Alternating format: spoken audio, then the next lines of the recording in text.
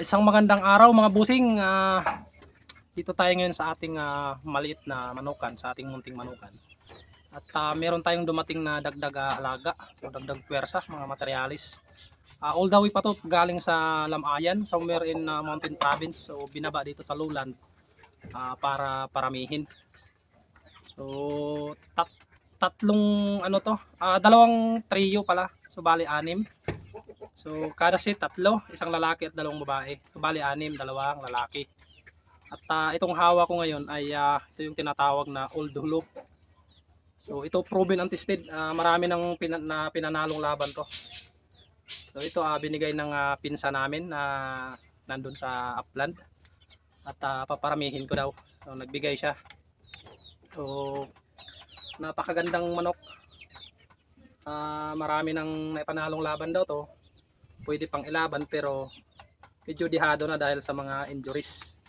So yan, marami na talagang inabot na bugbog ito. So yan dahil doon sa kanila hindi uso ang tari.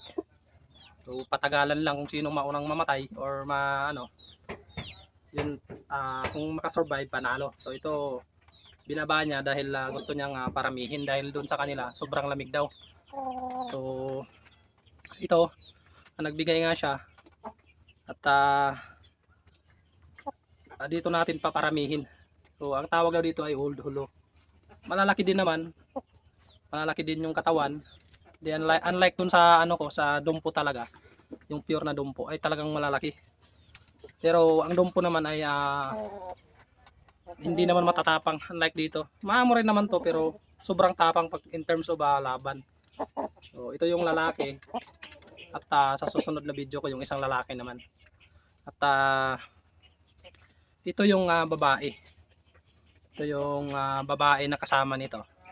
Kita ko sa inyo mga bossing.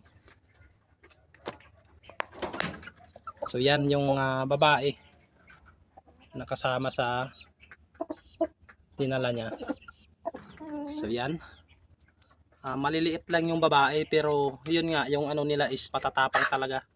Sa katunayan nga ayan naglalaban kaagad. So yun dumugo yung nguso. So ito yung paparamihin natin. At hopefully maparami natin Pero sa tingin ko kayang-kaya ko itong paramihin dahil sanay naman tayo sa pag-aalaga ng manok. At ito naman yung so hindi lang pala 7 pala yung dinala niya, 7. So bali 5 babae. Dito naman sa kabila.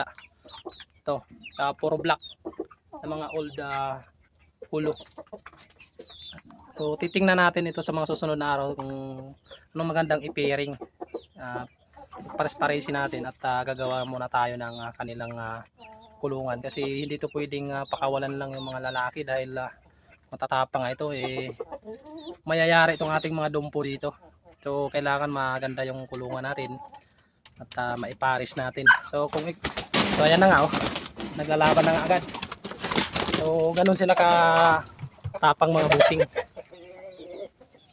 So hindi nagpatalo tong ating